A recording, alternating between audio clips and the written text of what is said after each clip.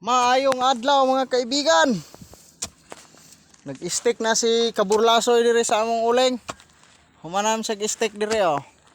Gibaatan ra namo og hikot sa lungon. Bule ba? Naabot dito mong uling oh. Usa gini siya kabulos kawayan. Kani abot ni dito. Oh, kita na ninyo ha. Stick na mo anay 40 kapin padung dito.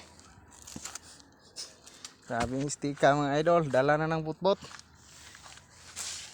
Mo ni si kahoy na mo.